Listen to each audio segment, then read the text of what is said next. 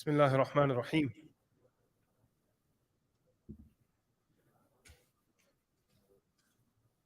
الحمد لله الحمد لله وكفى وسلام على عباده الذين اصطفى خصوصا على سيد الرسل وخاتم الأنبياء وعلى آله الأزكياء وأصحابه الأتقياء أما بعد. A few nights ago, I had mentioned that when the Persian spoils of war were delivered to Medina Munawwara, there was such a view that the Sahaba had never seen anything like this before. And there were some daughters that belonged to the Persian emperor. And because of their honor and their dignity, Umar radiallahu anh gave them permission to choose if they wanted to enter into the wedlock of any particular companion, considering that companion would accept. One of them entered into the wedlock of Muhammad bin AbiBakr.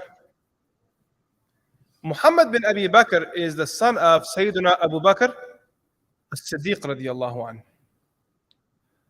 Through this marriage, towards the end of the Khilafah of Uthman ibn Affan radiallahu anh, from this marriage, there was a child born whose name was Qasim. He became known as Qasim bin Muhammad. He lived with his father in Medina Munawwara, and then due to certain circumstances, his father was stationed and sent off to Egypt by the Khalifa. So he followed his father with his sister all the way to Egypt. Now, when they were there, unfortunately, due to some political unrest, his father was killed. When his father was killed, he had an uncle by the name of Al-Rahman bin AbiBakr, Aisha radiallahu ta'ala, his brother. Even though Muhammad was her brother too, but Muhammad was from another mother. Abdurrahman bin AbiBakr was from the same mom and dad. So he went from Medina Munawwara all the way to Egypt to receive his now orphaned nephew and niece. He didn't want them living alone in Egypt. He then brings them back to Medina Munawwara, and while they're in Medina Munawwara living with him, one day his sister al-Mu'mineen Aisha radiallahu anha shows up, and she says that I would like to take these children into my care. Aisha radiallahu anha did not have any children of her own and had a longing for tarbiyah and love taking care of kids.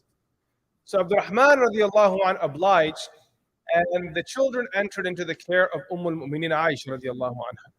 This is very important.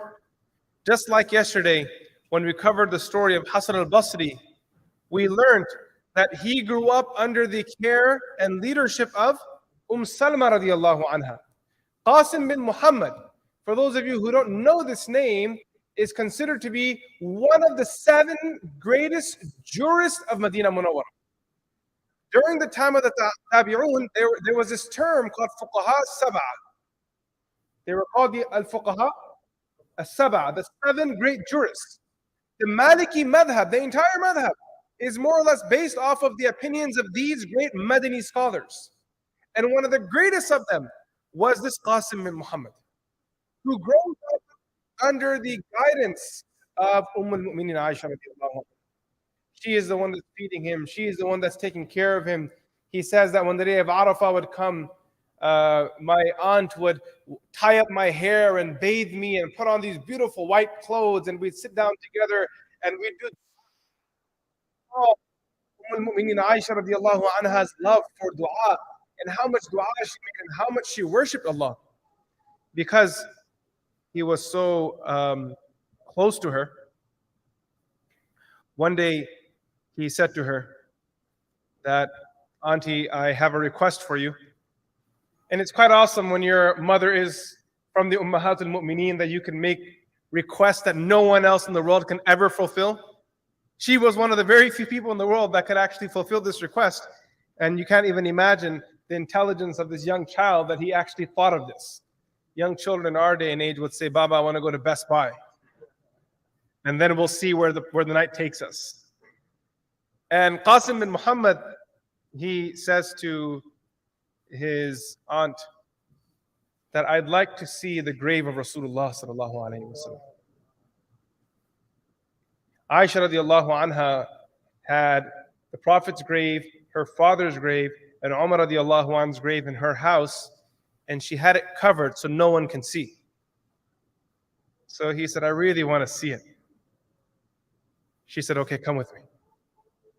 So she took him inside and she removed the curtain. And he saw three graves there, and they were all leveled. None of them were grand and structured. He then asked her which one belongs to the Prophet, and she pointed at the one that was most in the front.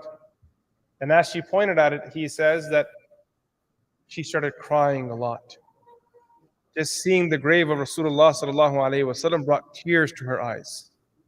And how would they not? When Nabi sallallahu alaihi wasallam was such a pleasure and joy and happiness. The ummah cries when we hear about the Prophet of Allah. Imagine his wife. She's standing at the grave, she's pointing at it. There's that nur. There's that rahmatul lil alameen. There is the one that changed our lives and changed the world and will be remembered till the end of times. That's him right there. Then he asked, where's my grandfather? Referring to Sayyidina AbiBakr as-Siddiq, Qasim bin Muhammad bin AbiBakr. Qasim bin Muhammad bin AbiBakr. Where is my grandfather? So she pointed at it. And then he said to her that this third one must be the grave of Sayyidina Umar ibn Khattab radiallahu anhu. She said, yes. So he is one of the few people that actually has this honor that Aisha radiallahu anha opened the grave for him to have a viewing of the resting place of Rasulullah sallallahu alaihi wasallam. As he grows, he becomes a household name in Medina Munawwara. Everyone knows Qasim bin Muhammad. In scholarly circles, even till today, he is one of the most revered and most respected scholars. When Umar bin Abdul Aziz, who was the Umayyad Wali of Medina Munawwara, was approached with the proposal that it was time now to expand Masjid al-Nabawi, the Prophet's mosque. It was getting crowded, a lot of people were there. So he sought permission from the Khalifa, and when the Khalifa granted permission, when it came to bringing down the actual outer shell, the four walls that capsulated the masjid, Umar bin Abdul Aziz invited two people to initiate the process, that they would be the ones, through their barakah, this project would be started. One was Qasim bin Muhammad, and the second was Salim. He said, you two will come. And they came one by one and began removing the bricks, and from there, the walls were removed, and the new walls were added, which now included the wives of the Prophet of Allah's homes now were in the masjid. They were originally outside. This expansion brought them into the masjid. He lived a beautiful life. His knowledge was matched by none. His wisdom was unique, and people benefited from him throughout the world. They would travel to Medina Munawwara just to listen to the knowledge of Qasim bin Muhammad. He lived a long life, close to 80 years, just shy of 80 years. And the last year of his life, he had a desire that I want to go to Makkah Mukarramah one last time. And he was on the way to Makkah Mukarramah when his health began to deteriorate. He turned to his child and he said to him, إِذَا أَنَا مِتُّ فَكَفِّنِي بِثِيَابِيَ الَّتِي كُنْتُ أُصَلِّي فِيهَا. When I die, wrap my body in the garments that I worship Allah in. I don't want any other garments. The garments that I wore when I worship Allah, I want those to be the garments I'm wearing when I'm lowered into the grave. And I want those to be on my body when I stand in front of Allah subhanahu wa ta'ala. Let me see izari wa ridai. فَذَلِكَ كَانَ كَفَنُ جَدِّكَ أَبِي بَكْرٍ. And then he said to his child that this was the same kafan of Sayyidina Abu Bakr as-Siddiq radiallahu anhu. He said to his companions, bury me in my garments, you don't need anything special. What am I going to do with expensive garments? And Abu Bakr as-Siddiq radiallahu anhu said, the living are more in need of these garments. Those that are alive, they need those garments. Me, I'm dead. I'm leaving the world. I don't need any special garments anymore. And then he told his family members, when you bury me, make my grave flat. It shouldn't be anything special. And وَإِيَّاكُمْ أَن تَقِفُوا عَلَى قَبْرِي. وتقولوا كان وكان فما كنت شيئا. Don't stand around on my grave after I die and say to one another that he was this, he was that, he was this, he was that. For in reality, I was nothing. These were great giants and scholars who lived in the past, who Allah subhanahu wa ta'ala elevated. And today, again, I share this story from the perspective of the tarbiyah.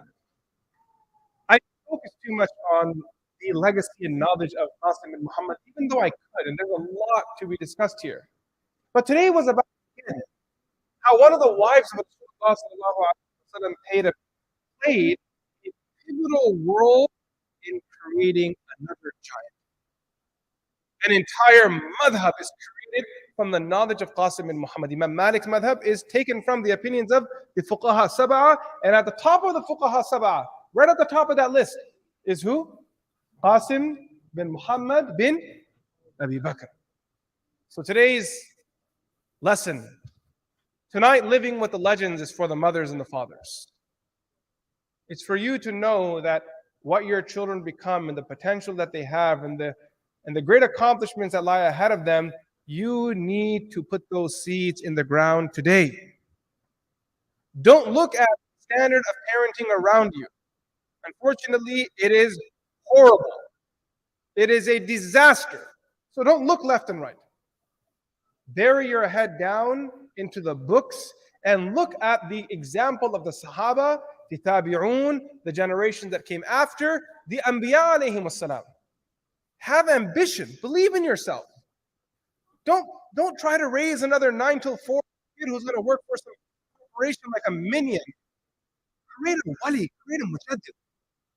Give birth to a Don't let your ambition be that you're going to give birth to a child and raise a child who will work some corporate job and bring home 6-figure salary. Is that all we believe in now?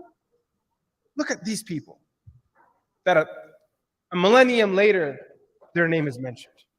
They are remembered. Those parents believed. They made dua to Allah. They gave it their best. They laid the path for those children. And then we all know, allowing our goals to reach fruition is in the hands of Allah. So for that, we ask Him for tawfiq and acceptance. Wa sallallahu ta'ala ala sayyidina Muhammad.